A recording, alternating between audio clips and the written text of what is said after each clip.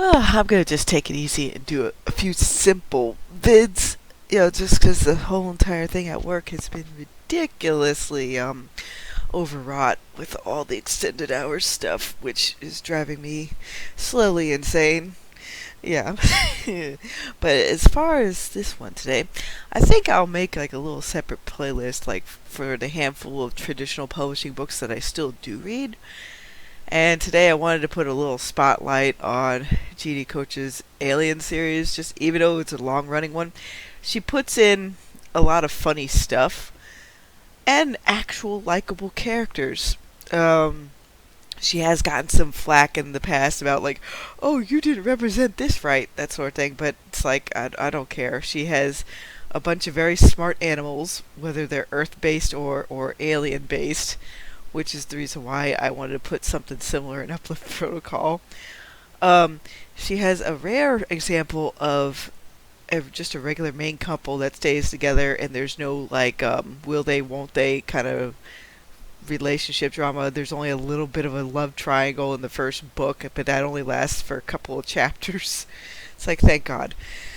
She went through that really quick, but she has kind of like it. I've said it before, but it's kind of like a mix of the Will Smith Men in Black movies with a little bit of superpowers. Like it's a little bit more in the vein of Marvel's X-Men, where the superpowers are like mutations from things, and she has different alternate Earths, and every book kind of expands on the setting, where you get to see a little bit more of what's going on underneath the hood. Um, and even though the characters eventually become, the president and the well, yeah, eventually her husband becomes the vice president, then becomes the president of the United States, and then even though they have a debate of whether or not he's American because his parents originally came from another planet, since he was born on Earth, there's like this whole big debate, but it's more like an in-universe debate and not something to drag much of our politics into. She has a fair amount of her own politics in the book, but again, it's not like, oh, this is obvious stand-in for our politicians or something. Like, no, she has interesting nicknames for half the cast. And it's just funny, silly little things I enjoy. Imagine if all the conspiracy theories about Area 51 was true all at once, and then, the whole idea of like they're from Planet Hunk to save humanity. That was pretty funny. She pokes fun at herself in a very good way. Um, there's I know some people say that Kitty has become like a Mary Sue, but I see Kitty more, to be honest, like a flat art character. She's kind of like her side cast changes while she stays pretty consistent. One person's Mary Sue is another person's flat art character, and Kitty can't do everything on her own. That's the big thing for me to spot the Mary Sue or Gary Stu, is that character doesn't need a side cast. They can just do everything. Snap their fingers and boom, everything is done. Kitty needs her side cast to help her out. She can't figure out everything on her own. She has kind of a strange setup of where she's very intuitive on certain things, and then she's as blind as a brick with other things. Again, to me, Mary Sue's basically the plot revolves around them, not like the plot bounces off of them to go into different directions. So yeah, Kitty is definitely a flat art character. She stays pretty stable in her drives, her passions, and things like that. And it's the side cast that ultimately really does change, like ridiculous level change over the course of, what is it now, 16 books? I'm just now getting to book 12, I'm catching up.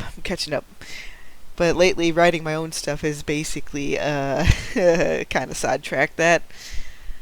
But yeah, if I had to put a word to it, the Alien franchise, basically she's doing what kind of like what I'm doing with Uplift Protocol, putting in a lot of stuff she enjoys, and you can tell she does enjoy it. And that's hard enough to find with most writers nowadays. The 17th book kind of got put off for a while because she had to rewrite some of it, and I guess the koof koof got in the way too. But overall, yeah, if you just want a mix of interesting character development, action, a mishmash of a whole lot of science fiction tropes that I personally enjoy, yeah, it's not a bad way to go. There are some scenes that are like, if I was writing, I wouldn't put in much sex scenes. She doesn't have much of a problem putting in some sex scenes, but at least with this series, it's between a married couple. And, it's not constantly like with a lot of the paranormal romance where they're jumping into everybody's bed like Anita Blake. Yeah. So there you have it. My biggest reasons for enjoying the Alien series: uplifted animals, smart alien animals, a bunch of kind of like yeah, Men in Black style action. It actually has a lot more Men in style black action than my series does, because ultimately a lot of the covert stuff was happening even before Eliza was born. So that sort of thing. But no, this series, they have to keep it up for a little while, even after Jeff gets into office as the president. And eventually it does open up to where there's a whole lot of different alien races coming and going from Earth.